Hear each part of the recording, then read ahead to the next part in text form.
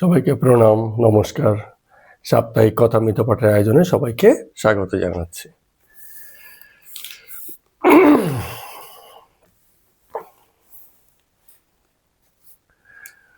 লোকে সেই পুরনো তথাগত যে তার্কিক বিষয় তাই নিয়ে এখনো একই জায়গাতেই আছে। কি সেটা? যে এই যে ঈশ্বর সম্পর্কে বলা হচ্ছে, ঈশ্বরের স্বরূপ নিয়েই কত কথা, তারপরে ভাগটাগ তো আছেই। প্রথম যে কথা, তার সাকারত্ব, তার নিরাকারত্ব নিয়ে। ঈশ্বর সাকার না নিরাকার, তাকে দেখতে পাওয়া যায় না দেখতে পাওয়া যায় না, এই নিয়ে অনেক দিনের তর্ক।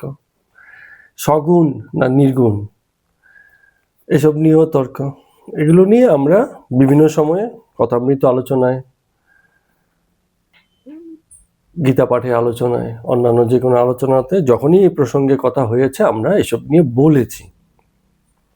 তারপরেও যা হয়, ঠাকুর রামকৃষ্ণদেব ঠাকুরকেও জীবদ্দশায় একই প্রশ্নের উত্তর বারে বারে দিতে হয়েছে, কারণ লোকের জিজ্ঞাসা শেষ হয় না। আর লোক তো একজন নয়, এই জিজ্ঞাসাগুলো ঘোরে একে একে, কারণ এগুলো আন্তরিক জিজ্ঞাসা না, শুনে শুনে জিজ্ঞাসা। ওই যে ও একজন বলেছে ওর মাথার মধ্যে এটা রয়ে গেছে প্রশ্নটা, তাহলে চলুন গিয়ে আমার গুরুদেবকে জিজ্ঞেস করছি, উনি কি বলে শুনি। তো এরকম জিজ্ঞাসা কোনটা, যেটা আমার আন্তরিক, আমারই জিজ্ঞাসা, আমার থেকেই উঠেছে, আমি এটা জানতে চাই, এরকম জিজ্ঞাসা হচ্ছে আন্তরিক জিজ্ঞাসা। না হলে হচ্ছে মানে কমন প্রশ্ন, ওই যে পরীক্ষায় যেমন বলে না যে প্রশ্ন কমন পড়েছে কিনা, তো এরকম যারা এসব জিজ্ঞাসার উত্তর দেন তাদের কাছে এগুলো খুব কমন প্রশ্ন। লোকে এই প্রশ্ন ভরপুর এসব প্রশ্ন করে।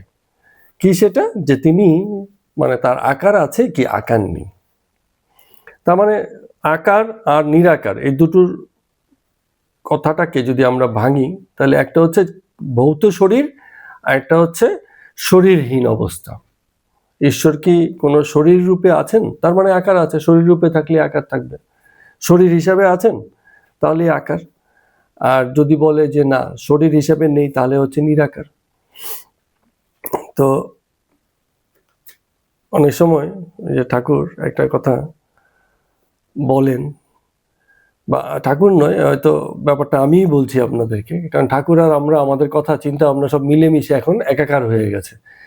যে কথা নিজের কথা বলে বলছি ওইটা হয়তো ঠাকুরেরই কথা, বা হয়তো নিজের কথায় ঠাকুরের কথাকে কথা বলে চালিয়ে দিচ্ছি, এরকমটাও হয়। বেশি আন্তরিক থাকলে, বেশি সঘন থাকলে এরকম ব্যাপারগুলো চলে আসে। তো অনেক সময় এরকম হয় না যে বন্ধু হয়তো মারা গেছে, বা কাকা হয়তো মারা গেছে, হ্যাঁ, তো অনেকদিন সে পরিবারের সঙ্গে যোগাযোগ নেই, কিন্তু হঠাৎ করে যোগাযোগ হয়েছে, কাকার নাতি এসছে আমাদের সঙ্গে দেখা করতে, যার সঙ্গে কোনোদিনই দেখা হয়নি। তো কাকার নাতি, ছেলে কেমন মানুষ কেমন কিছুই আমরা জানি না, কিন্তু যেহেতু সে কাকার নাতি, আমরা বাড়িতে এলে পরে তাকে কি করি, খুব আদর আপ্যায়ন সম্মান করি। এখন কাকাকে তো আর দেখতে পাই না, কাকা তো মারা গেছেন, কিন্তু কাকার সম্পর্কে আছে বলে কাকার নাতিরও অনেক গুরুত্ব, তাই না? এরকম হয়, যারা আমাদের সাথে সরাসরি সম্পর্কে নেই, কিন্তু তার বাবা কাকা মামা মানে কোনো একটা সম্পর্কের, এরকম যদি হয়।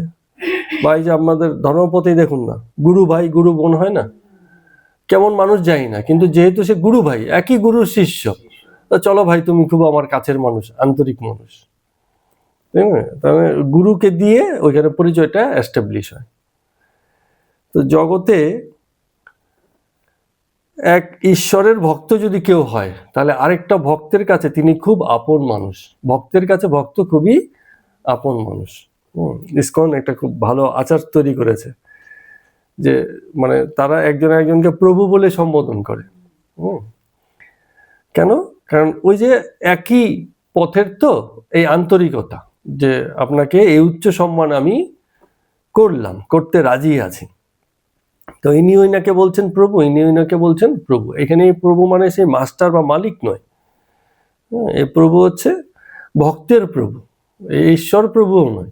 এটা হচ্ছে ভক্তের প্রভু, যে ভক্তদের মধ্যে থেকে আপনি শ্রেষ্ঠ, এই কারণে আপনাকে আমি প্রভু বলছি। তো এই সম্মানটুকু করতে হয়। তো অনেক সময় তাহলে কি হচ্ছে, যাকে আমরা উচ্চ আসন দেই, সর্বোচ্চ আসন দেই, তাকে দেখতে পাই না, কিন্তু তার কোনো প্রতিনিধি, তার প্রতিনিধিত্ব করতে পারে এমন কোনো ব্যক্তির সঙ্গে দেখা হলে পরে তাকে আমরা খুব আন্তরিক সম্মান দিই, এবং জগতে তাদের সঙ্গেই দেখা হওয়া সম্ভব। এক কৃষ্ণ আর রামকেই আমরা জগৎ মনুষ্যরূপে দেখেছে বলেই তাদেরকে এত সম্মান। পরমেশ্বরকে দেখা যায় না, কিন্তু পরমেশ্বরের যে প্রতিনিধি হতে পারে, সেই যোগ্যতা, সেই অবস্থা যিনি ধারণ করেন, তার সম্পর্কে জেনে বুঝে তাকেই আমরা সম্মান করি। তো যদি বলি যে ঈশ্বর কি আকার না নিরাকার, সেই সব প্রশ্নের প্রশ্ন তো চিরকাল থাকবে, কিন্তু উত্তর কোনোদিন প্রতিষ্ঠিত হবে না, কোনো প্রতিষ্ঠিত উত্তর কোনোদিন আসবে না। এইসব বুঝে শুনেই আমাদের শাস্ত্রকাররা খুব চাতুরীর সঙ্গে, খুব কৌশলের সঙ্গে বলেছেন, অবাং মানস গোচর, মানুষের জ্ঞান বুদ্ধির বাইরে। তো যা মানুষের জ্ঞান বুদ্ধির বাইরে, তাই নিয়ে আর কথা বলে কি হবে? সেটা কথা হয় না, সেটা হয় অকথা। মানে কি, কথার কথা, ওই কথার কোনো দাম নেই। হ্যাঁ, ওই যে অ্যালেন এসছে, অ্যালেন নাকি কি, এলিয়েন, অ্যালেন না, এটা হচ্ছে এলিয়েন। এলিয়েন মানে হচ্ছে কি, ভিন গ্রহের প্রাণী। এরকম অনেক ডকুমেন্টারি তৈরি হয়েছে। আমরা ছোটবেলায় এরকম বই পড়েছি, যেখানে বিভিন্ন জায়গাতে এলিয়েন দেখতে পাওয়া গেছে এমন প্রমাণ ব্যক্তিবর্গরা দিয়েছে, কিন্তু কোনো প্রতিষ্ঠিত প্রমাণ নেই। হ্যাঁ, তো এরকম বই প্রচুর লেখা হয়ে গেছে, থিসিস ওয়ার্ক হয়েছে, কত কিছু হয়েছে। হ্যাঁ, মুভি হয়ে গেছে না, কি যেন সেই নামটা, হ্যাঁ, কই মিল গিয়া, হ্যাঁ, মুভি হয়ে গেছে, কত কোটি কোটি টাকার ব্যবসা হয়ে গেছে। যে এলিয়েনকে নিয়ে ব্যবসা হয়েছে সে নিজেও যায় না, তাকে নিয়ে এত ব্যবসা হয়ে গেল মাঝখান থেকে। কিন্তু কি হলো, যে মানে এই অকথা, এই মুভির কোনো গুরুত্ব নেই, কিন্তু এন্টারটেনমেন্টটুকু সত্যি। এই নিয়ে যত কথা, যত আকর্ষণ, যত আগ্রহ, ঠিক আছে।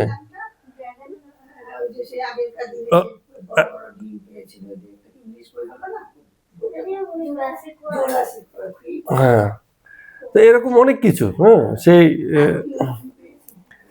তো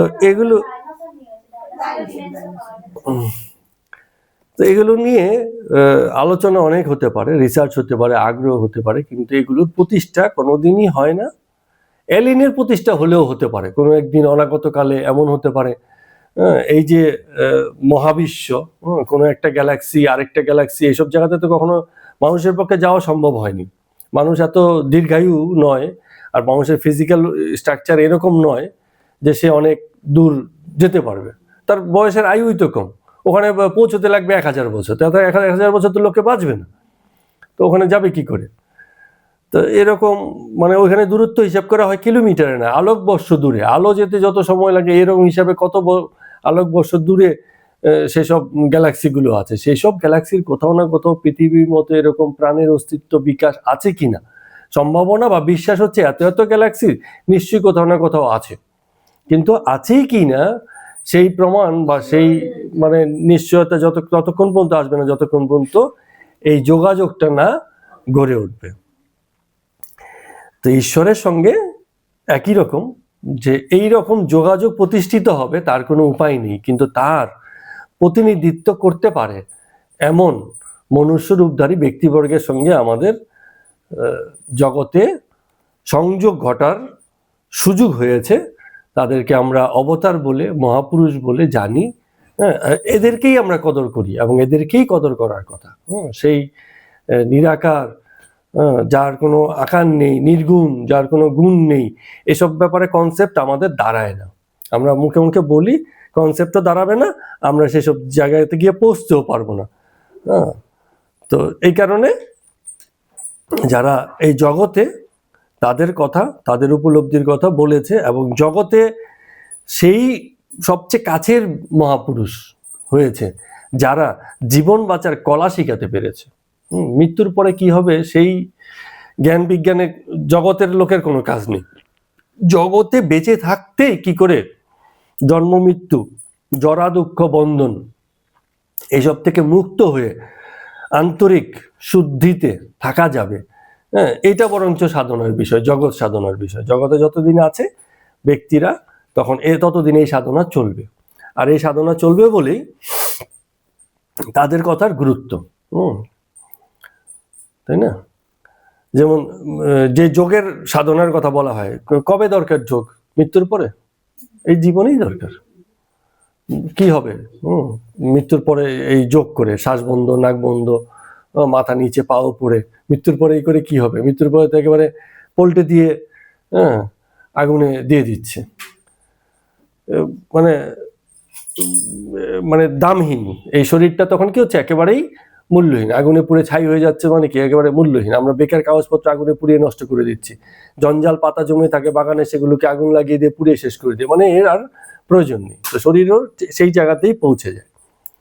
তো এই অনিত্য জগতে, এই স্বল্প আয়ুর জীবনে, এই জীবনকে সুন্দর করার জন্য যেসব ব্যক্তিবর্গ পথ নির্দেশ দিয়েছেন, জ্ঞান দিয়েছেন, বুদ্ধি দিয়েছেন, জীবনকে বোঝার ক্ষেত্রে, উপলব্ধি করার ক্ষেত্রে উপায় বলে দিয়েছেন, সেই বিষয়ে কথা বলেছেন, সেসব তত্ত্ব নিয়ে হাজারো কথা হয়েছে, তারাই জগতে খুব কদর পেয়েছে, উচ্চ সম্মান পেয়েছে, এবং এরাই ঈশ্বর তুল্য। তো সাকার আর নিরাকারের বিতর্ক করে কি হবে? এ নিয়ে আমরা আলোচনা করেছি। কি আলোচনা করেছিলাম মনে আছে? ঈশ্বর সাকার না নিরাকার? ঈশ্বর কি করে বোঝা গেল? কি করে বোঝা গেল সাকার ও নিরাকার?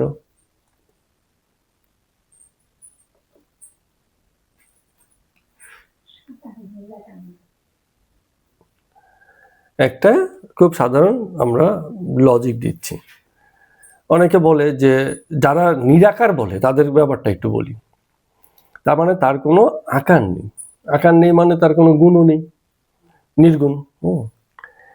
তো আকারহীন আর গুণহীন। আবার যে কেউ যদি বলে যে না, তার আকার নেই কিন্তু তার অনেক গুণ আছে, কিন্তু গুণ কোনো একটা অবস্থা ছাড়া গুণ হয় না। অবস্থা ছাড়া মানে হচ্ছে যেমন একটা জিনিস, হ্যাঁ, অস্তিত্ব থাকলেই গুণ, মানে হ্যাঁ একদম ঠিক কথা বলছে। অস্থি মানে যা কিছু আছে তার উপরে গুণটা দাঁড়াবে, তো যা নেই তার আর গুণ কি হবে? অস্তিত্বটা থাকতে হবে। তাহলে এ হচ্ছে মানে নির্গুণতার ব্যাপার। তাহলে গুণও নেই আর নিরাকারও। কিন্তু আবার তাকে করা হয়েছে কি, এই যে গুণহীন নিরাকার যে ঈশ্বর তত্ত্ব, তাকে করা হয়েছে জগতের মালিক, তাই কি না? তাহলে একটা ব্যাপার দাঁড়ালো যে এই যে আকারহীন, তার মানে তিনি জগতে নেই। জগতের বাইরে হলে, বাইরেই তো, মানে যিনি জগৎকে তৈরি করতে পেরেছেন তার নিজের বাইরে তৈরি করতে পেরেছেন, তাহলে তিনি জগতের বাইরে হলেন। তো যখন জগতের বাইরে হয়ে যান তখন হয়ে যান জগতের বাইরের অংশ, ঠিক কিনা? একটা কিছু বাইরে আছে, তাহলে তো সে তার অংশ নয়, তার থেকে বাইরে। আর যা কিছু অংশ, যা কিছু পূর্ণ নয়, তাকে ঈশ্বর বলা যেতেই পারে না। কারণ ঈশ্বর মানে কি হচ্ছে? পূর্ণ, সম্পূর্ণ, সমগ্র, সমষ্টি, টোটাল, তবেই তো ঈশ্বর। যদি খণ্ড বলি, টুকরো বলি, তাকে তো ঈশ্বর বলা যাবে না। ঈশ্বরের অংশ হতে পারে ছোট মেঘও মেঘ, কিন্তু বিশ্বের যত জলকণা আছে সেই জলকণার আধার কি? জলকণা মানে জলের কণা। তো এই যে যত জলকণা আছে সব জল হচ্ছে একত্রে একটা জল। আর ওই একটা জলেরই আবার একটা অংশ হচ্ছে একটু মেঘ, একটু বরফ, একটু তরল জল, এরকম। কিন্তু আছে তো একটা টোটাল জল, ঠিক আছে? যেমন ভারতে যত টাকা চাপানো আছে, হতে পারে আমার কাছে, আমার পকেটে একটা 500 টাকার নোট আছে, কিন্তু গভর্নমেন্টের কাছে হিসাব আছে কতগুলো টাকা দেশের মধ্যে আছে, ছাপানো হয়েছে, কারণ সে তো ছাপিয়েছে, তার কাছে হিসাব আছে, এতগুলো নোট গভর্নমেন্টের আছে, কিন্তু আমার কাছে 500 আছে। তার মানে অনেকের ভিতর থেকে আমার কাছে একটুখানি আছে। তো এই একটুখানিটা হচ্ছে খণ্ড অংশ। ঈশ্বর কখনো খণ্ড হতে পারে না, তাকে পূর্ণ হতে হয়। ফলে এই জগতের বাইরে রেখে জগৎ ঈশ্বর করানো তাকে যাবে না, জগতের অংশ হলেই এবং পূর্ণরূপে থাকলেই, জগৎ পুরো অধিকার করে থাকলেই তবে তিনি ঈশ্বর। জগতের বাইরে ঈশ্বর হতে পারে না, জগতের মধ্যে পূর্ণ অধিকার করে যে জায়গাতে আছেন, মানে সবেতেই তিনি আছেন, এই দাবির মধ্য দিয়ে তার সর্বব্যাপকতা প্রতিষ্ঠা করা যায়, না হলে কিন্তু প্রতিষ্ঠা করা যায় না। আর এই যদি হয় তাহলে আমরা কি করি, যেমন কোনো একটা পদার্থের অণুতে যা আছে সেই পদার্থতেও তা আছে ধরে নিই, ঠিক কিনা? তাহলে অণুতে কে আছে? এই যে জিজ্ঞাসা, এই জিজ্ঞাসাটা কে করছে? যে ঈশ্বর সাকার না নিরাকার, কে করছে? কার জিজ্ঞাসা? মানুষের। অন্য কোনো প্রাণীর এই জিজ্ঞাসা নেই, তারা এইসব চিন্তা অন্য করে না, খুব আনন্দে জগতে দিন কাটাচ্ছে। একমাত্র মানুষই এসব চিন্তা করছে যে ভাই তার যে এই যে আমার যে সৃষ্টিকর্তা তিনি কি আকারযুক্ত না নিরাকার, গুণের যুক্ত না নির্গুণ, এসব ভাবনা অন্য কোনো প্রাণীর নেই, মানুষের আছে। তো এই যে অণুতে মানুষ আছে, মানুষের অবস্থানটা কেমন? মানুষ সাকার না নিরাকার?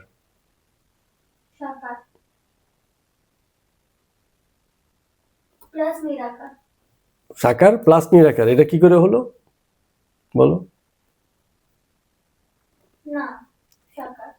শুধু সাকার,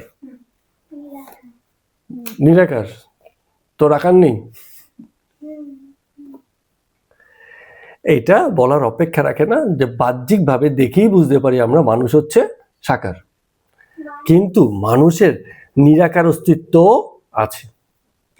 মানুষ সাকারও বটে, নিরাকারও বটে। যেটুকু দেখা যাচ্ছে সেটুকু তো সাকার, কিছু জিনিস দেখা যায় না। আমার মাথায় একটা শয়তানি প্রোগ্রাম চলছে, প্ল্যানিং করছে ওকে আমি খুন করব, দেখা যাচ্ছে এটা? যার সঙ্গে খুনাখুনি সম্পর্ক হবে তার সঙ্গে গিয়ে বন্ধুর মতো মিশে যাচ্ছে, সে তো বুঝতেও পারছে না। তাহলে আমার যে বুদ্ধি, আমার যে প্ল্যানিং, এটা কিন্তু দেখা যাচ্ছে না, কিন্তু ওটা আছে তো। আমার যে স্মৃতি সেটা দেখা যাচ্ছে না, ছোটবেলায় দৌড়েছিলাম, ওরম পড়ে গেছিলাম, ওকে মেরেছিলাম, ওইটা চুরি করে খেয়েছিলাম, সব তো স্মৃতিতে রয়ে গেছে। সঙ্গে সঙ্গে এটা আবার মাথার মধ্যে কি হচ্ছে, ঘুরছে, কিন্তু এটা আমি কাউকে দেখাতে পারবো না। আমি দেখতে পাচ্ছি কিন্তু কাউকে দেখাতে পারছি না। তাহলে সেই জিনিসটা কি আছে? আছে তো শিওর, কিন্তু তার কোনো আকার নেই, বাহ্যিক আকার নেই। তারপরে স্বপ্ন, আমরা যেটা দেখি চোখের সামনে একদম রিয়েল, যতক্ষণ স্বপ্ন দেখে ততক্ষণ এর থেকে সত্যি আর কিছু নেই। যেই স্বপ্নটা ভেঙে গেল, ও মা এ তো পুরো স্বপ্ন। মানে জ্যান্ত, যে মাছের বাজারে গেলে লোকে বলে না জ্যান্ত মাছ, জ্যান্ত মাছ, স্বপ্নটাও এতটাই জ্যান্ত, একদম জীবন্ত, চোখের সামনে ঘটতে থাকে, কিন্তু ঘুম ভেঙে গেলেই দেখি যে মিথ্যে মাত্র। তো ওই যে যতক্ষণ স্বপ্ন ছিল, জ্যান্ত ছিল, ততক্ষণ আমার কাছে জ্যান্ত, ওটা নিরাকার কিন্তু জ্যান্ত, মানে আছি। জ্যান্ত মানে হচ্ছে আছি, একবারে মনে হয় যেন সামনাসামনি দেখছি, ঠিক আছে? এই যে অনেকে বলে না যে এই ঘরে বসে আছি, মনে হচ্ছে যেন পাশের ঘরে একটা ভূত আছে, ঠিক আছে? ওইটা উকি দিয়ে দেখছে, আরে যেন সামনে থেকে কেউ একজন সরে গেল। ওর কাছে এটা ঠিক বাস্তব, আরেকজন হয়তো পাশের ঘরে শুয়ে আছে, সে কিছু দেখছে না। কারণ ও কল্পনা করছে, ওর কাছে এটা বাস্তব। তো কল্পনা বাস্তব, কিন্তু এটা কাউকে দেখানো যাবে না। যেমন রামকৃষ্ণদেব ঠাকুর নিজে দেখেছেন বলছেন, কিন্তু কাউকে দেখাতে পারেননি। কেন? কারণ ওটা দেখানো যায় না, ওটা নিরাকার, ওটা ব্যক্তি দেখতে পারে, তার অস্তিত্বের ভিতর দিয়ে সে কেবল দেখতে পারে। ব্যক্তি বলবে যে হ্যাঁ আমার অস্তিত্বের ভিতর থেকে আমি বুঝতে পারছি তিনি আছেন, বসেছেন, কথা কয়েছেন, ব্যক্তি বুঝতে পারবে এবং এটা সত্যি, তার জন্য হয়তো সত্যি, কিন্তু আরেকজনের জন্য সত্যি না, যতক্ষণ পর্যন্ত এই ঘটনা তার সঙ্গে না ঘটবে। তাহলে আমাদের সঙ্গে খুব আশ্চর্যজনকভাবে দুটো ঘটনা ঘটতে থাকে আমাদের অস্তিত্বের সঙ্গে, আমাদের এই দেহ অস্তিত্বের মধ্যে। এক, আমরা একটা আকারযুক্ত শরীরের মধ্যে আছি, আবার একটা আকার ফাকার কিচ্ছু নেই, কিন্তু একটা মানে আন্তরিক মনোজগতের সঙ্গে আছি। তো ব্যক্তির দুটো জগৎ, একটা শরীর জগৎ, একটা হচ্ছে মনোজগৎ। সেই মনোজগৎটাকে অস্বীকার করা যাবে না, ভীষণ রকম মানে গুরুত্বপূর্ণ, শরীরের মতোই গুরুত্বপূর্ণ মনোজগৎ। তাহলে ব্যক্তির অস্তিত্ব যদি দুটো বিষয়ের উপর দাঁড়ায়, সাকার এবং নিরাকার, আর ব্যক্তি যদি এই মহাবিশ্বের অণু ধরা হয় তাকে, অনুমানিক ওই যে বলেছিল না যে যা আছে দেহভাণ্ডে তা আছে ব্রহ্মাণ্ডে, মানে আমার দেহে যা কিছু ঘটছে এটাকে আমরা বড় করে দেখলে ব্রহ্মাণ্ডেও ঠিক একই জিনিসটাই ঘটছে। সবে জায়গাতেই অণু, পরমাণু, ইলেকট্রন, প্রোটন এসবেরই খেলা, জগৎ ভরে শক্তিরই খেলা, পদার্থেরই খেলা। তো সেই খেলা এখানে যা সব জায়গাতে তাই। তো এই খেলাই যদি সত্যি হয় তাহলে অণুতে যা আছে জগতেও তাই আছে। তো অণু হিসাবে যদি আমরা মনে করি যে আমাদের মধ্যে সাকার নিরাকার দুইয়ের অস্তিত্ব আছে, দুইয়ের খেলা চলছে, তাহলে এই জগৎ জুড়েও সেই খেলা চলছে। আর এর যে অধিকারী হিসাবে যে ঈশ্বরকে আমরা কল্পনা করি তিনিও এই দুইয়েরই অধিকারী। যদি একটা সামষ্টিক মন বা একটা বুদ্ধি, একটা ইন্টেলিজেন্স এই মহাবিশ্বকে পরিচালনা করে, সেই ইন্টেলিজেন্সটাকে ধারণ করার জন্য এই মহাবিশ্বের পুরো শরীরটাও এই ঈশ্বরের হওয়া চাই। না হলে ইন্টেলিজেন্স রাখবে কোথায়, থাকবে কি করে? এই শরীর ছাড়া কি করে এই বুদ্ধিটা আসবে, কি করে স্বপ্নটা আসবে, কি করে স্মৃতিটা আসবে? মাথাহীন কাউকে যদি বলে এবার কল্পনা করো, পারবে সে? মাথা কেটে দিয়েছে, আর হবে না। শরীরে সেসব কল্পনা চলে না, ব্রেনে থাকে। ব্রেন হচ্ছে সেসবের প্রজেকশন দেয়। এই নিরাকার যে মনোজগতের কথা বলছি, এটার প্রজেকশনটা আসে ব্রেন থেকে, কিন্তু ব্রেন ইটসেলফ সেটা না। যেমন আমরা চোখ দিয়ে দেখি, কিন্তু চোখ মানেই দেখা নয়। হ্যাঁ, চোখ এক জিনিস আর দর্শন অনুভূতি আরেক জিনিস। চোখ দেখে কিন্তু দর্শন অনুভূতি নেই, এমনও হতে পারে। যেমন আমরা চোখের সামনে দিয়ে কত কিছুই যাই দেখি, একটু পরে জিজ্ঞেস করলে বলতে পারি না। এই তো একটা গাড়ি গেল, গাড়ির নাম্বারটা বলো তো। আমি তো দেখেছি, গাড়িটাকে যখন দেখেছি নাম্বারটাকেও দেখেছি, কিন্তু আমার দর্শন অনুভূতি হয়নি সেখানটায়। কারণ ওটাকে আমি আমার কনসেপ্টের মধ্যে নেওয়ারই চেষ্টা করিনি, যেখানে আমার সামনে দিয়ে গেছে কিন্তু আমার কখনো মানে ইসে হয়নি। মোবাইল নাম্বার একজনে বলেছে, একটু আগে বলেছে, একটু পরে ভুলে যাচ্ছি। ওটিপি এখন তো খুব আসে মোবাইলে, 6টা ওটিপি একবার বলে টিপতে যাচ্ছি, ভুলে গেছি রে, ভুলে গেছি, আবার দেখে নিচ্ছি। তার মানে কি হচ্ছে, 6টা সংখ্যাই মুহূর্তে মনে করে রাখতে পারছি না। তো এগুলো আমাদের সঙ্গে ঘটতে থাকে। তো এই যে মন আর মনের অনুভব দুটো মানে আলাদা বিষয় আছে। দেহ আর দেহের অনুভব দুটি আলাদা বিষয় আছে। যে খাবারটা খাই সে খাবারটা একটা বস্তু, কিন্তু ক্ষুধা কিন্তু বস্তু না। ক্ষুধা অনুভবটা বস্তু না, সেটা আলাদা জিনিস। সেটা শরীরে কোথায় ঘটে? আমরা মনে করি যে পাকস্থলিতে হচ্ছে, পাকস্থলিতে হচ্ছে না। ব্রেন বলছে তোমার খিদে পেয়েছে, পাকস্থলী থেকে সিগন্যাল ফিগন্যাল হচ্ছে, সেসব কি রসফস বেরোয় সেসব গল্প তো আছেই। হ্যাঁ হ্যাঁ, তো অনুভবটা আলাদা জিনিস, অন্য লেভেলের জিনিস। হ্যাঁ,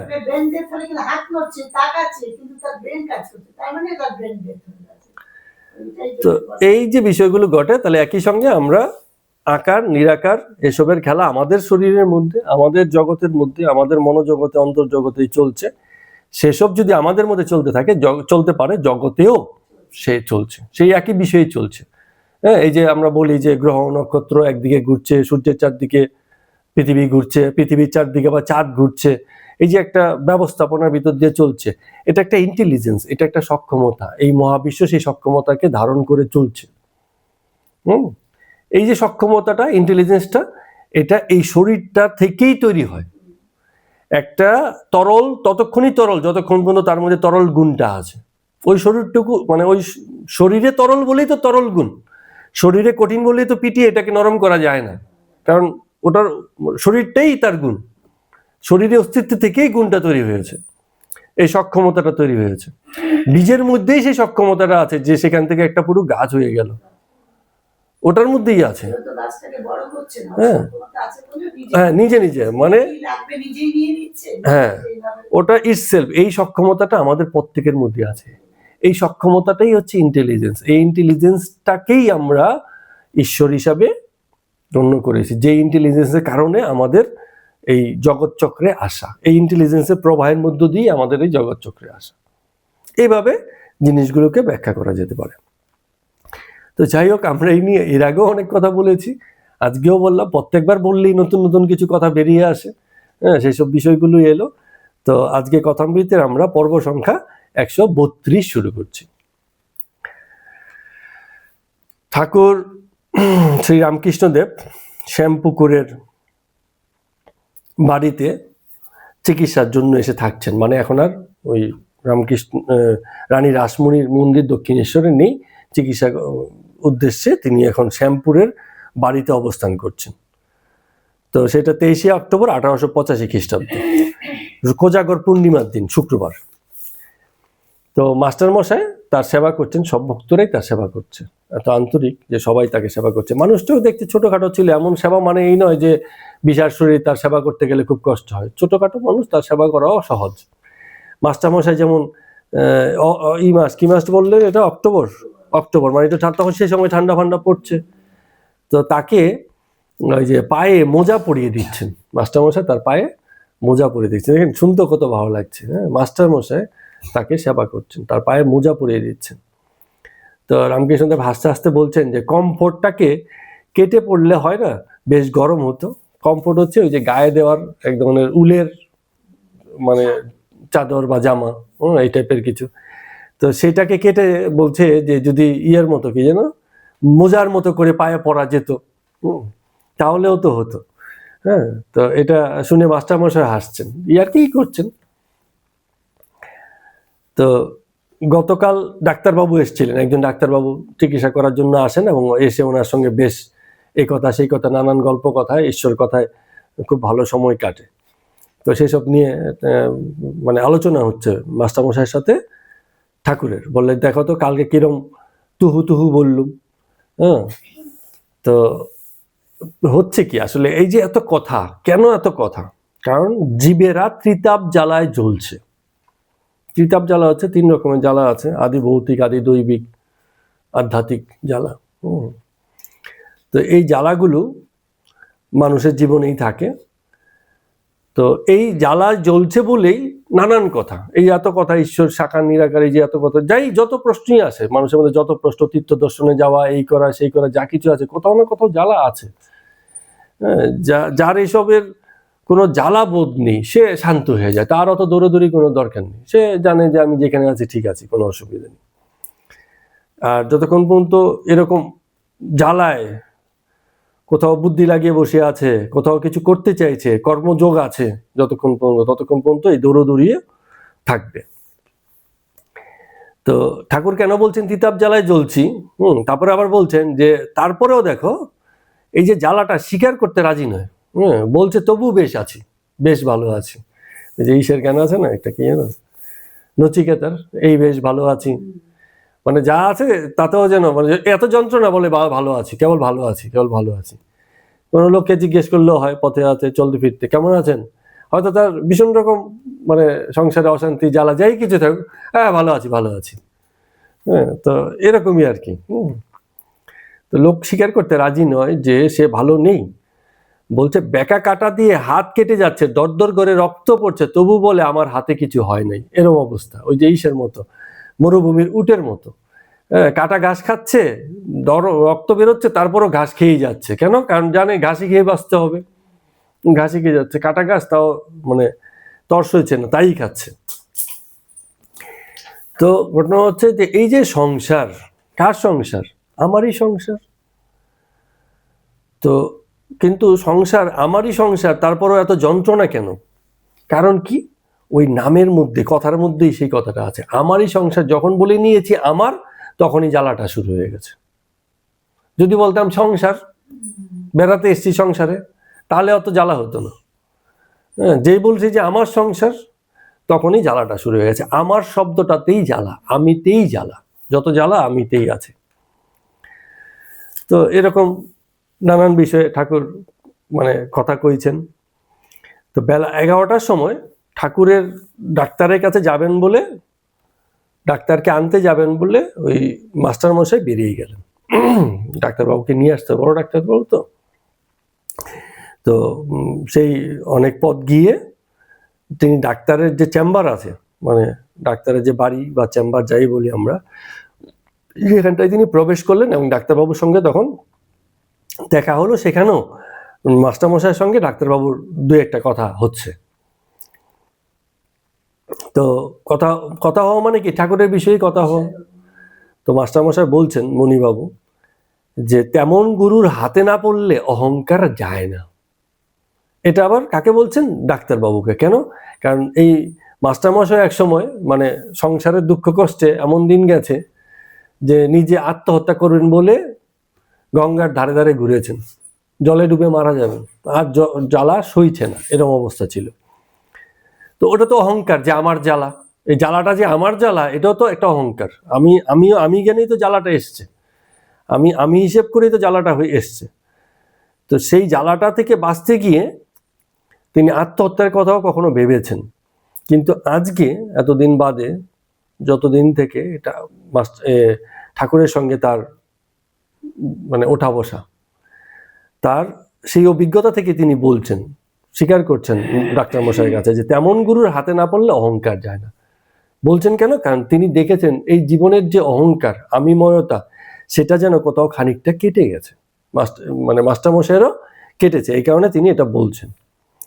তো ডাক্তার মশাই বলছেন, হ্যাঁ ওটি বেশ কথা, কিন্তু তা বলে জ্ঞান তো আর ছেড়ে দেওয়া যায় না। জ্ঞান মানে কি? ওই যে আমি জ্ঞানী, জ্ঞানী যেমন বলে যে আমার জ্ঞান, তো সেটাও তো অহংকারী।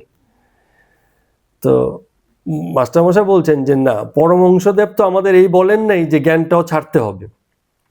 তিনি বলেছেন জ্ঞান ভক্তি দুই লও, যেমন ঈশ্বরের সাকারত্বটাও লও, নিরাকারত্বটাও লও, দুটোকেই নাও।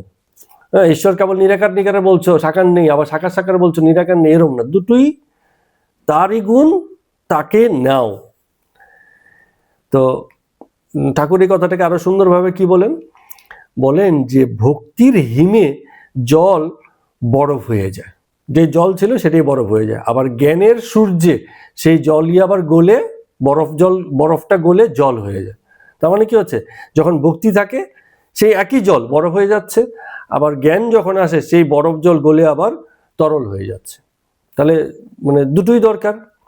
শুধু বরফ হয়ে থাকবে তা তো নয়, আবার শুধু মানে জল হয়ে থাকবে তাও নয়, দুটোই জগতে আছে, গ্রহণ করতে হয় দুটোকেই।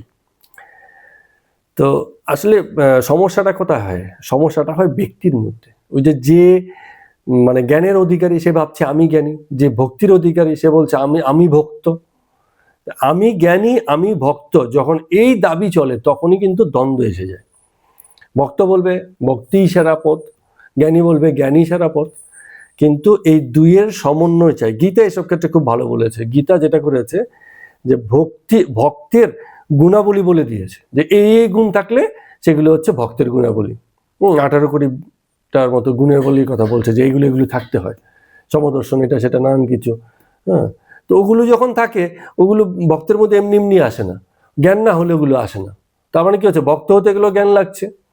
আবার কেউ জ্ঞানী কি করে জ্ঞানী হবে যদি সেই বিষয়ে তার কোনো ভক্তি না থাকে?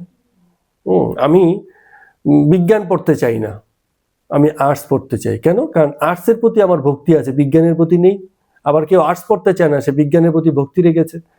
আর যে ভক্তি নেই কিন্তু বিজ্ঞান পড়ছে, তার তো অবস্থা খুব খারাপ হবে। এটা তো আমরা জানি যে কোনো রকম ভক্তি ছাড়া যদি বিজ্ঞান আর্টস যে যাই করে, তা তো ঠিক হবে না।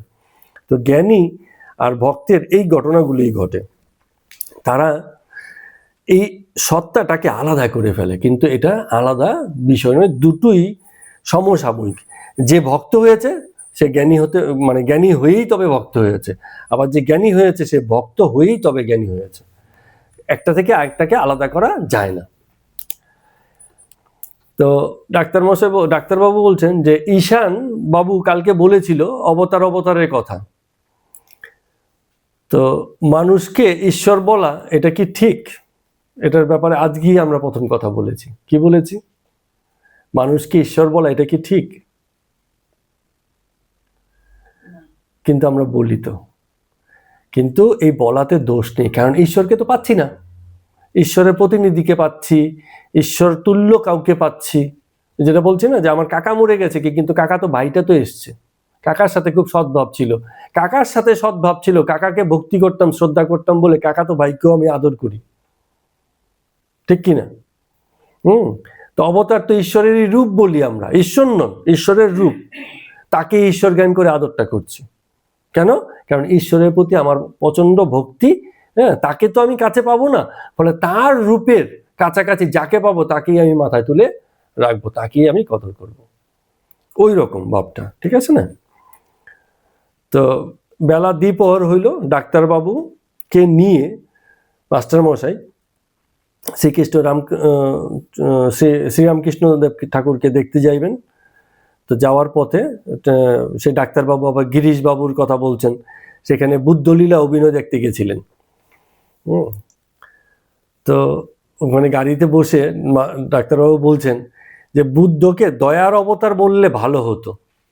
কারণ জগতের প্রতি দয়ার বশত তিনি মুক্তির পথ দেখিয়েছেন, লোককে, জগতের মানুষকে মুক্তির পথ দেখিয়েছেন।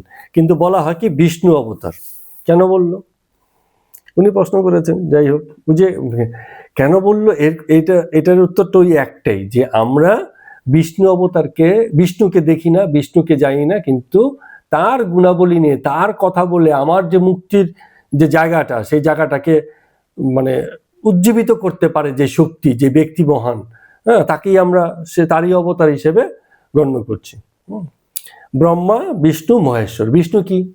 রক্ষার দেবতা বলা হয়।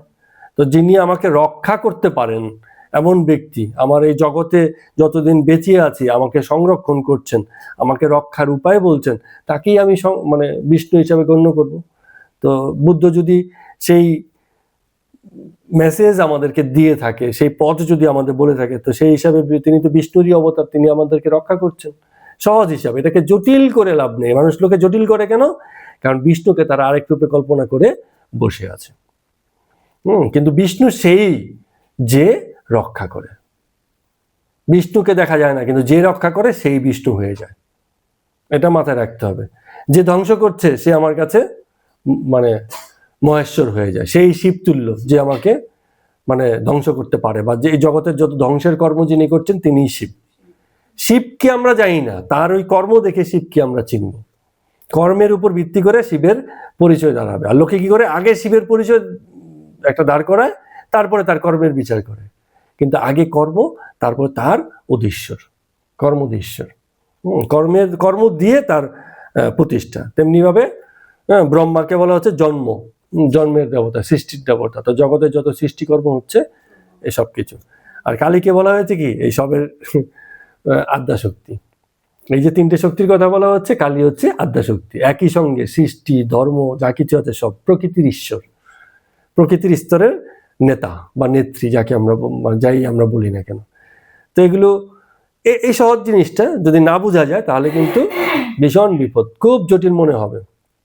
ধর্মশাস্ত্রের মতো জটিল কিছু নেই, যদি এটাকে সহজ সরল ভাবে কেউ বুঝতে না পারে। জটিল করলেই জটিল, যদি কিছু বুদ্ধি লাগায় তবেই জটিল। বুদ্ধি লাগায় মানে কি? নিজে কল্পনা করে রেখেছে ব্রহ্মা এরকম, বিষ্ণু এরকম, ফটোতে দেখেছে, ওই দেখেছে, এইসব মাথায় বসিয়ে রেখেছে, তাহলেই মুশকিল। হ্যাঁ, জগতের খেলাতে তাকে চিনতে হয়। খেলাটা যেরকম হবে সেই হিসাবে তাকে দেখে নাও। জগতের মধ্য দিয়েই তাকে দেখা যায়, জগৎ ভিন্ন আর কাউকে দেখা যায় না, যেটা দিয়ে আজকে আলোচনা করেছিলাম। জগতের বাইরে যদি চিন্তা করি তাকে, বড় মুশকিল হয়ে যাবে। বড্ড মানে এই যে কি যন্ত্রণা, এই যেসব ধর্ম, মানে অপর অনেক ধর্ম, নামটাম বলে লাভ নেই, যারা জগতের বাইরে কোনো ঈশ্বরকে কল্পনা করেছে, একবারে ভীষণ রকম মানে কেওস করে ফেলেছে, যন্ত্রণা করে ফেলেছে। তোমার জীবন দিয়েই তাকে উপলব্ধি তুমি করতে পারো, এর বাইরে আর কিছু নেই। তো সেই কথাটা ওই যে বললেন না যে বুদ্ধকে দয়ার অবতার বললে হতো, বিষ্ণুর অবতার কেন বলছে? কারণ দয়ার অবতার, তার মধ্যে দয়াটা যদি তার গুণ হয়, আর সেই হিসাবে যদি তাকে আমরা অবতার হিসাব করি, তো রক্ষাটাও তো তার গুণ হয়েছে, সেই হিসাবে বিষ্ণুর অবতারও তাকে বলা যায়। কিন্তু কে মানবে? তাকে তো আগেই বিষ্ণু বলে কিছু একটা বসিয়ে রেখেছে, ধরে রেখেছে।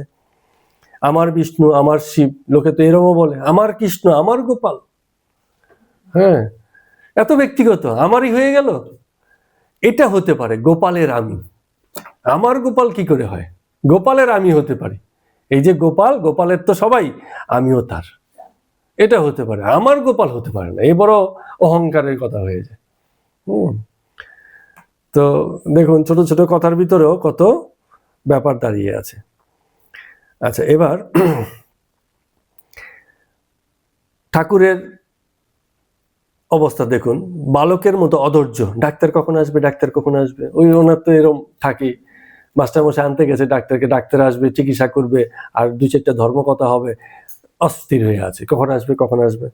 হ্যাঁ, দু একজন ভক্তকে জিজ্ঞেস করছে, বেলা তখন প্রায় 3টা বেজে গেছে। তো ডাক্তার সন্ধ্যার পরে আসবেন, খবর এলো। তো ঠাকুর বালকের ন্যায় অবস্থা, হ্যাঁ, বালিশ খুলে করে বসে আছেন এরকম। বালিশকে এরম ভাবেই করছেন যেন বালিশকে দুধ খাওয়াচ্ছেন, বালিশ যেন একটা ছোট বাচ্চা ছেলে, বালকের মতো। হয় না, বাচ্চারা খেলে না, বালিশকে এটা তুই, এটা বাবা, বড় বালিশটাকে বাবা, ছোট বালিশটা মা, আর আরেকটা ছোট বালিশকে মানে বাচ্চা। হ্যাঁ, এরকম ওরা আবার চোখ মুখ এঁকে দেয় অনেক সময়।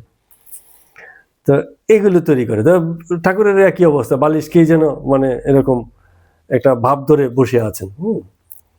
এই ঠাকুরের এই জিনিসগুলো খুব সুন্দর। তার মানে কি আছে, আশেপাশে যা আছে ওই বিশেষ, বিশেষের প্রতি কোনো নেই, এখন যা আছে তাই নিয়েই খুশি। এই পেনটা আছে সঙ্গে, পেনটাকে ঈশ্বর জ্ঞান, চার্জারটা আছে, চার্জারটাকে ঈশ্বর জ্ঞান, জগতের সবকিছুকে ঈশ্বর জ্ঞান। একটা বালিশ, তাকেও তার মধ্যে রূপ আরোপ করে চলছে, রূপ করতে। কারণ জগৎ রূপ করতে দাঁড়িয়েছে, জগৎ ইসেলফ তো কিছু না, অনিত্য জগৎ। যা ধরবে তাই ঠিক, যেটা ধরবে না ওটাও ঠিক। বিষয়টা এরকম ভাবে। তো মণি অবাক হয়ে গেছেন তার ঠাকুরের এইসব মানে আচরণ দেখে। তো এটা একটা ভাবাবস্থা, এটা কিন্তু মানে সহজ অবস্থা নয়, স্বাভাবিক অবস্থা না, ভাব অবস্থা। ভাবের থেকে তিনি এসব করছেন। তো ঠাকুরের খাবার সময় হয়েছে, রাতের বেলা একটু খাবেন বলে, রাতের বেলা না, তখন কিন্তু সন্ধ্যায়। হ্যাঁ, তো সে একটুখানি সুজি খাইলেন, আর মনির কাছে বিভিন্ন মানে ফুসফুসিয়ে, যেটা অনেক সময় হয়, এই যে গর্ভবতীর লোক সবার সঙ্গে কথা হচ্ছে না, মনির সঙ্গে একটু একটু একটা কথা আস্তে আস্তে দুজনে ফিস করে একটু বলছে। মনি বা আমাদের মাস্টারমশাই একটা খুব ভালো স্বভাব, দারুণ একটা স্বভাব, যে খুব শুনতে পারেন, কথা কম বলেন, খুবই কম। হ্যাঁ, আমাদের মতো নয়, খুব কম, মানে শোনেন। ঠাকুর যে এত কথা বলেছেন, এত লোক কথা বলেছেন, শোনেন, কিন্তু অথচ মানে জ্ঞানী, কিন্তু হ্যাঁ পড়াশোনা জানা লোক, তারপরে কিন্তু বলতে আগ্রহী, শোনেন। আর যদি কিছু বা বলেন, এখন খুব সুন্দর সুন্দর কথা বলেন, এই যে বিভিন্ন জায়গাতে বলছেন।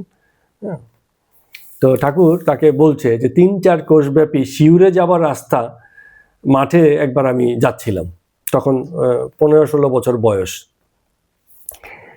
তো কি হলো এরকম, এই যে এখন যেমন দেখছো না, এরকমই চতুর্দিকের আনন্দের কুয়াশা যেন দেখলাম। মানে পথ দিয়ে যাচ্ছেন, জগৎ যেন আনন্দময় হয়ে গেছে, মাঠে ঘাটে যেদিকে তাকাচ্ছে সব জায়গায় আনন্দ, একটা পূর্ণ রূপ, একটা উজ্জ্বলতা যেন দেখতে পাচ্ছি, এরকম ঠাকুর এগুলো বলছেন। এবং আনন্দ এমন যে আনন্দে মাঠে দৌড়ুদৌড়ি, ছুটোছুটি, আনন্দ দেখে দাঁড়িয়ে নেই, ভয় পাচ্ছে না, এই আনন্দের সঙ্গে নিজেও আনন্দে দৌড়চ্ছে, এদিকে যাচ্ছে ওদিকে যাচ্ছে, খেলা করছে, আনন্দ আর আনন্দ, এরম ভাব। ঠিক আছে, অনেক দৌড়াদৌড়ি করে মানে জল তেষ্টা পেল। তো একটা পাত্র করে একজন জল নিয়ে এলো।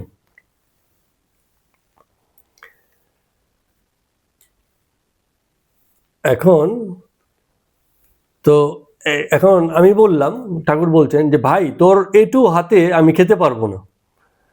তো সেই ব্যক্তি হাসতে হাসতে গ্লাসটি ধুয়ে এনে আরেক হাত দিয়ে জল দিল, বলে তোর, বলছেন এটু হাত, আমার হাত তো এটু, তো চল ভাই হাতটাকে সরিয়ে এই হাতে খা, তাহলে জল। দুটো হাত তো এটু নয়, তুই তো একটা হাত বলেছিস এটু। তার মানে কি হচ্ছে, এই যে এটু, আগে এই জিনিসের তো সাংঘাতিক মানে ছোঁয়া ফোয়া এগুলোর বিশাল রকম বাড়াবাড়ি মানে ছিল। হ্যাঁ, এই ব্রাহ্মণ্যবাদ, জাতপাত, ছোঁয়াছুঁয়ির এগুলো করে তো একসময় হিন্দু ধর্ম সাংঘাতিক রসাতলের অবস্থায় ছিল। সেখান থেকে মুক্তিও খুব দ্রুত ঘটেছে, অধপতন যদি হয়েও থাকে, সেখান থেকে মুক্তিটাও কিন্তু খুব দ্রুত হয়েছে। এখনো কোথাও থাকতে পারে, সেসব মানে অস্বীকার করার জায়গা নেই, সেখান থেকেও লোকে বেরোবে। হিন্দু ধর্মের সবচেয়ে বড় হচ্ছে সে সময়ের সঙ্গে সঙ্গে খুব পাল্টেছে, এবং ভালোর দিকেই পাল্টেছে, মন্দের দিকেই পাল্টায়নি। তো এইসব গল্প ঠাকুর বলছেন, বলে বলে সমাধিস্থ হয়ে যাচ্ছেন, আবার একটু পরে প্রকৃতিস্থ হয়ে আবার মনির সঙ্গে একটু একটু কথা বলছেন। তো আবার বলছেন যে আমার এমন একটা অবস্থা হয়েছিল একবার, এক সময় এমন হয়েছিল, প্রসাদ খাওয়া উঠে গেল, সত্য মিথ্যা সব এক হয়ে গেছে। হ্যাঁ, জগতে সবকিছুতে ঈশ্বরীয় রূপ দেখছি, ভাগবতীয় রূপ দেখছি। হ্যাঁ, এরকম।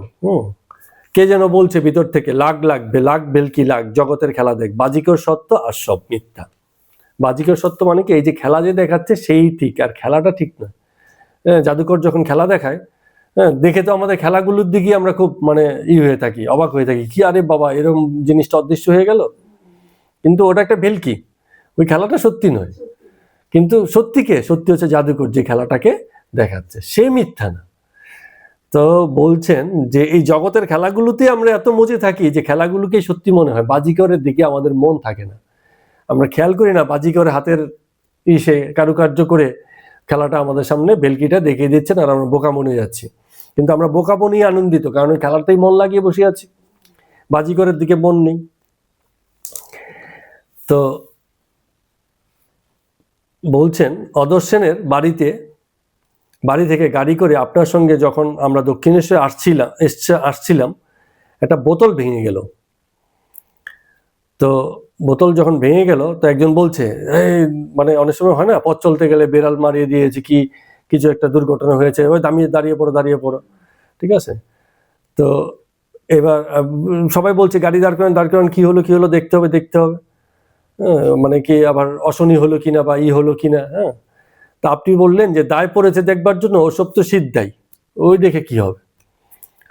জীবন ওইসবে দাঁড়িয়ে নেই। জগতের এই ছোট ছোট ঘটনার উপরে জীবনের প্রবাহ দাঁড়িয়ে যায় না। এসব ছোট ছোট ঘটনা জীবনকে থামাতে পারে না। কি হতে পারে? বড় জোর একটু ব্যথা বেদনা হতে পারে অমাবস্যা পূর্ণিমাতে, কিন্তু অমাবস্যা পূর্ণিমায় কি জীবন থেমে যায়?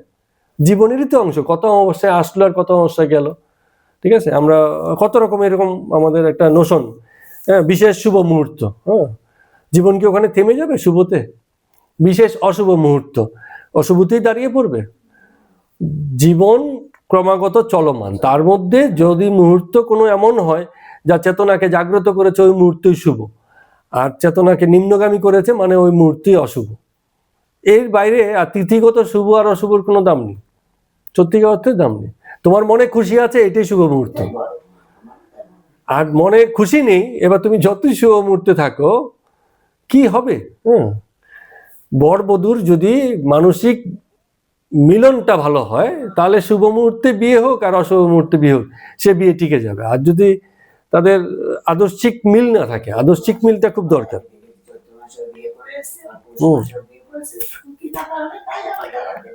তো সেই জায়গাটায় আদর্শিক মিল যদি না থাকে তাহলে আর কোনো মিলই মানে কিছুকে টিকিয়ে রাখতে পারে না। তো ওরম বলছেন ঠাকুর, ওইসব বলছেন। এগুলো ঠাকুরের পক্ষে বলা কিন্তু কঠিন ছিল, সেই সময় এসব কেউ বিশ্বাস করতো না। আজকের দিনে আমরা যত সহজে এই কথাগুলোকে অ্যাকসেপ্ট করছি, তখন এগুলোকে অ্যাকসেপ্ট করা সহজ ছিল না। তো বলছে যে যারা নিচু ঘর তারা ঈশ্বরকে রোগ ভালোর জন্য, অর্থকরীর জন্য ঈশ্বরকে ডাকে, ঈশ্বরের কাছে যায়। নিচু ঘর মানে মানে স্থিতি নিচু। উঁচু ঘরও হতে পারে, রাজপ্রাসাদে বসেও এইসব চলতে পারে, বরঞ্চ ওইসব জায়গাতেই বেশি চলে। যার অর্থ সম্পদ বেশি আছে, বিপদ আপদ বেশি আছে, ঈশ্বরের পুজো পাঠ প্রার্থনা দান পান এটা সেটা সবকিছু তারাই বেশি করে মুক্তির জন্য। গরিবের অত জঞ্জাট নেই, সে মুক্তিও চায় না, ঈশ্বরের প্রতি ডাকাটাকিও কম, অত ভাবনা নেই তো, আরো বেশি মুক্ত। তো সন্ধ্যা হইল, শ্রীরামকৃষ্ণ শয্যায় বসে মায়ের চিন্তা করছেন, নাম করছেন। এখন অনেকটা নামটা মনে মনেই করেন।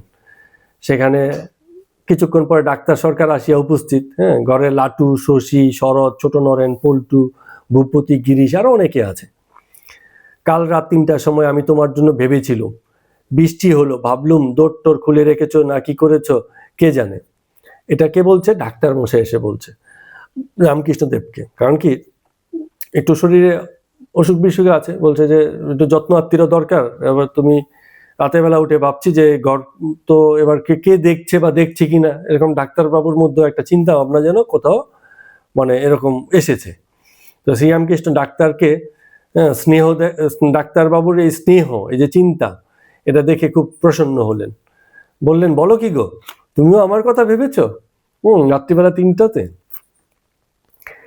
তো ডাক্তারবাবু বলছেন, যতক্ষণ দেহটা আছে ততক্ষণ যত্ন তো করতে হবে, দেহে অবহেলা করা যাবে না, দেহটাকে বাঁচিয়ে রাখতে হবে, যত্ন করতে হবে। তো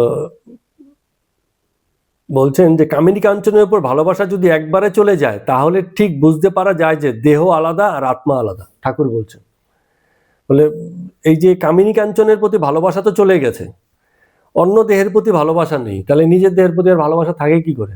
দেহবোধই তো সেখানে মানে হারিয়ে গেছে। তো বলছে যে নারকলের জল যখন শুকিয়ে যায় তখন ভিতর থেকে মালা এমনি আলগা হয়ে যায়। দেখেছেন তো ঝুনু নারকেল কি হয়, মানে একটু কাঁচা নারকেল, ডাব নারকেলের থেকে মানে ইসে মালা না, ভিতরে যে থাকে নারকেল, এটাকে সরাতে খুব কষ্ট, কিন্তু ঝুনু নারকেল একটু করলে ঠিক আলগা হয়ে যায়, তো শ্বাস আলাদা হয়ে যায়। তো এই কথা কেন বলছেন যে এতদিনের শরীর এখন তো টান এমনিই কমে গেছে, শরীরের প্রতি আর আগের মতো টান নেই। এই যে এই বাচ্চারা যেমন যতটা ভালোবাসবে শরীরের যত্ন করতে, শরীরকে সাজাতে, শরীরকে গুছাতে, এই যে মায়েরা কি এতটা করবে? দূর, দরকার নেই, এত বছরের শরীর পুরনো হয়ে গেছে, আমাদের গাড়িটা কত ময়লা হয়ে থাকে, অনেক বছর হয়েছে, চল ভাই, এই তো চলছে, চলা নিয়ে কথা, তাই তো ব্যাপারগুলো, টান কমে যায়। তো এই কথাটাই বলছে। তো আর বলছেন যে দেহের অসুখের জন্য তার কাছে কোনোদিন বলতে পারিনি। এর আগে অসুখ বিসুখ হলে ভাগ্নে হৃদয় ঠাকুরের কাছে, ঠাকুরকে বলে পাঠাতো, মাকে গিয়ে বলো তোমার শরীর যেন ঠিক করে দেয়।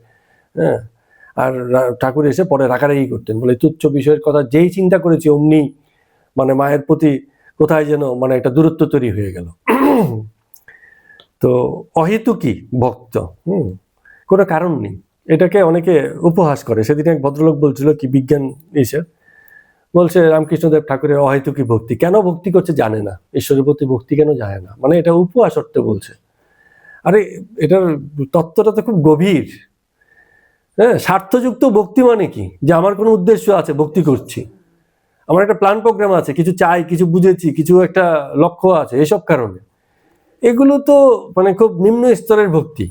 অহেতুকী মানে কি, আমি জানি না কেন ভক্তি করছি, তার কাছে কিছু চাই না, কিন্তু ভালোবাসাটা পূর্ণরূপেই আছে, প্রেম বোধ থেকে সেই ভক্তিটা এসছে। তো নাম বলেছে অহেতুকী, বলছে কোনো হেতু নাই, উদ্দেশ্য নাই, কারণ নাই, এমনি এমনি বিনা বিচারে, বিনা মানে বিশ্বাসের থেকে ভক্তি করছে, বিষয়টা তা নয়। অহেতুকী ভক্তি মানে হচ্ছে ভক্তির বিপরীতে কিছু চাই না, এটা হচ্ছে অহেতুকী ভক্তি। কে বুঝাবে? ও মাথার মধ্যে মানে নাস্তিক্যবাদ বসে গভীরভাবে বসে আছে, বসে থাকুক, নাস্তিক্যবাদ খারাপ না, আমাদের সনাতন শাস্ত্রী নাস্তিক্যবাদের মানে স্তুতি আছে। গৌতম বুদ্ধ নাস্তিক ছিলেন, ঈশ্বরের ব্যাপারে চুপ। আমিও তো বলেছি আজকে কিছুক্ষণ আগে, কি বলেছি, ঈশ্বরের ব্যাপারে কথা হয় না, তার অবতার, তাকে বুঝেছে, তাকে ধ্যান করেছে, তাকে জেনেছে, এরম দাবি করা লোক যে জীবনের রক্ষক হতে পারে, জীবনের দিশা দেখাতে পারে, তার ব্যাপারে খুব কথা হয়, এবং সেসব নিয়ে কথা। রামকৃষ্ণদেব ঠাকুর নিয়ে হাজার কথা, স্বামী বিবেকানন্দ, সারদা মাতা, অন্য যত সকল মহাপুরুষ আছে সবাইকে নিয়ে কথা হতে পারে। হ্যাঁ, কাপুরুষ মহাপুরুষের ভণ্ড ছদ্মবেশধারী থাকলে তাদের নিয়েও কথা হতে পারে। ঈশ্বর নিয়ে কথা চলে না, বেকার চলা, অকথা। এই কথার কোনো দাম নেই। এলেন নিয়ে কি কথা হবে, শুধু গল্প কথা, রূপকথা আর বানানো কথাই হবে, তো ওইসব কথার দাম নেই, এরকম। তো ঠাকুর ওই কথাটাই বলছেন যে কোনোদিন নিজের জন্য কোনো সিদ্ধাই চাইনি। সিদ্ধাই মানে হচ্ছে এমন কোনো সিদ্ধি লাভ করে লোককে ভেলকি দেখিয়ে, লোকের ভালো মন্দ কিছু দেখিয়ে লোককে জমাবো, ভিড় জমাবো, সেই ধরনের মানে ছিল না, এবং সেই চেষ্টাও কোনোদিন করিনি। হ্যাঁ, সে যোগী পায়ে হেঁটে গঙ্গা পার হতো, তো ঠাকুর কি বলেছিল, বলে 2 আনা দিলেই তো মাঝি গঙ্গা পার করে দিচ্ছে, এই সিদ্ধি করে লাভ কি যে আমি জলের উপর দিয়ে পায়ে হেঁটে পার হচ্ছি, এত কষ্ট মষ্ট করে এই সিদ্ধি করার লাভ আছে, যে কিটা 2 আনা খরচা করেই হয়ে যায়, তো আমার দরকার কি এসব করা। তো উনি কোনোদিন এসব করেনি, যা করেছেন আন্তরিক মুক্তির জন্যই করেছেন, কারণ যা যন্ত্রণা সব আন্তরিক, বাহ্যিক যন্ত্রণা উপরি, ওটার কোনো সমাধান হয় না, ডাক্তারবাবুরা করবেন, কিন্তু আন্তরিক সমস্যার সমাধান করার জন্যই আন্তরিক মুক্তি চাই। আর আন্তরিক মুক্তি ঘটলে শরীরের দুঃখ কষ্ট অত গায়ে লাগে না। শরীরে মন দিয়ে নেই তো, আন্তরিক ভাবে বেঁচে আছে, অন্তরে অন্তরে বেঁচে আছে, মনোজগতে বেঁচে আছে, এই বাঁচাটা অনেক মানে সহজ বাঁচা। এসব কথা ঠাকুর বলছেন। তো খুব সুন্দর আলোচনা। আজকের মতো কথামৃত পাঠ আমরা এখানে শেষ করছি। সবাইকে প্রণাম এবং নমস্কার।